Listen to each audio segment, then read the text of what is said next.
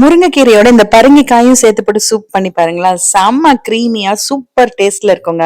முருங்கைக்கீரையோட கசப்பு சுத்தமா தெரியாதுங்க. நல்லா ஒரு கப்பு குடிச்சாவே ஃபில்லிங்கா இருக்கும். நல்லா 2 கைப்பிடி முருங்கைக்கீரை கழுவிட்டு குக்கர்ல சேர்த்துக்கலாம். நீங்க அப்படியே சட்டியிலேயே கூட வேக வச்சுக்கலாங்க. இது கூட ஒரு 6-7 பல் பூண்டு, ஒரு 10-15 சின்ன வெங்காயம், தக்காளி நல்லா ஒரு பெரிய தக்காளி எடுத்திருக்கேன், அதையும் கட் பண்ணி உள்ள சேர்த்துக்கலாம். இந்த புளிப்பு கொஞ்சம் நல்லா இருக்கும் டேஸ்ட். இது கூட பாத்தீங்கன்னா ஒரு 100-150 கிராம் இருக்கும் இந்த மஞ்சள் பூசணிக்காய். விதையை மட்டும் எடுத்துட்டு தோலோட கட் பண்ணி உள்ள சேர்த்திருக்கேன். இந்த காய் சீக்கிரம் வெந்துடும், அதனால கொஞ்சம் பெரிய பெரிய பீசஸாவே நீங்க வெட்டிக்கலாம். இது கூட 2 ஸ்பூன் கொத்தமல்லி விதை, 1 ஸ்பூன் சீரகம் சேர்த்துக்கலாங்க. மிளகுத்தூளும் உப்பும் கடைசியா சேர்த்துக்கலாம். ஒரு 1/2 லிட்டர் அளவுக்கு தண்ணி ஊத்தி குக்கர்ல ஒரு 2 அல்லது 3 விசில் விட்டு ஆஃப் பண்ணிக்கோங்க. முருங்கைக்கீரை மூடி வச்சு வேக வைக்க கூடாது, ரொம்ப நேரம் வேக வைக்க கூடாதுன்னு நிறைய பேர் சொல்லியிருந்தாங்க. நான் பழக்க தோஷத்துல குக்கர்ல வச்சுட்டேன். நீங்க குக்கர்ல வச்சாலும் மூடி போடாம ஓப்பன்லயே வச்சு வேக வச்சுக்கோங்க. ஏன்னா கீரையும் சரி காயும் சரி டக்குன்னு வெந்துடும். விசில் இறங்கினதுக்கு அப்புறம் ஓபன் பண்ணிட்டு நல்லா ஆற விட்டுருங்க. கம்ப்ளீட்டா ஆறணும். நம்ம ஊத்துன தண்ணி பாதி தண்ணி அதுல இருக்கு பாருங்க. இப்ப நல்லா கம்ப்ளீட்டா ஆறினதுக்கு அப்புறமா மிக்சி ஜார்ல சேர்த்துக்கணும். தண்ணி அதிகமா இருந்ததுன்னா தண்ணியை வடிச்சிட்டு இந்த காயும் கீரையும் மட்டும் மிக்சியில எடுத்துக்கோங்க. இந்த பரங்கிக்காய் பாத்தீங்கன்னா நல்லா இனிப்பா இருக்கும், முருங்கைக்கீரை கொஞ்சம் கசப்பா இருக்கும். அப்ப ரெண்டும் சேரும் போது அந்த டேஸ்ட் நல்லா பேலன்ஸ் பண்ணி நல்லா கிரீமியா இருக்குங்க சூப்.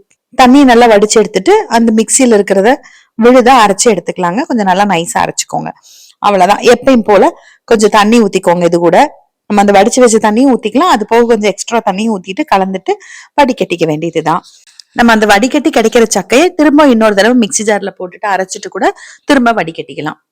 நம்ம இந்த பரங்கிக்காய் சேர்த்ததால நல்லா திக்கா இருக்கும். உங்களுக்கு எவ்வளவு தண்ணி வேணுமோ அந்த அளவுக்கு தண்ணி சேர்த்துக்கோங்க. அதே மாதிரி உங்ககிட்ட வர கொத்தமல்லி இல்லைன்னா தூள் எதுவும் சேர்த்துட வேண்டாம், இல்லைன்னா அவாய்ட் பண்ணிக்கலாம். அவ்வளவுதான். இவ்வளவுதாங்க எனக்கு சக்கையே கிடைச்சது. இதை எடுத்துக்கலாம். பாருங்க எவ்வளவு திக்கா அப்படியே குழம்பு மாதிரி இருக்கு இல்லையா. தேவையான அளவு கொஞ்சம் தண்ணி கூட ஊத்திக்கலாம், இல்ல கெட்டியா வேணும்னாலும் நீங்க அப்படியே வச்சுக்கலாம். ஏன்னா இந்த மாதிரி கெட்டியா குடிக்கும்போது உங்களுக்கு நல்லா ஃபில்லிங்கா இருக்கும். வடிகட்டின அந்த சூப்பை திரும்ப அடுப்புல வச்சுட்டு ஒரு கொதி வர வரைக்கும் விட்டுருங்க. இப்ப இதுக்கு கிட்டத்தட்ட நான் 3/4 ஸ்பூன் அளவுக்கு உப்பு சேர்த்திருக்கேன், 3/4 ஸ்பூன் மிளகுத்தூள். டேஸ்ட் பண்ணி பார்த்துட்டு கடைசியில வேணும்னா கூட இன்னும் கொஞ்சம் சேர்த்துக்கலாம். நான் மஞ்சத்தூள் வேக வைக்கும் போது சேர்த்திருக்கணும், சேர்க்கல, இப்ப சேர்த்துக்கிறேன். அவ்வளவுதான். எல்லாம் கலந்துட்டு ஒரு கொதி வர வரைக்கும் விடுங்க. அண்ட் கொஞ்சம் டேஸ்ட் நல்லா இருக்கணும்ன்றதுனால நல்ல ஒரு 2 ஸ்பூன் அளவுக்கு வெண்ணெய் பட்டர் சேர்த்திருக்கேன்.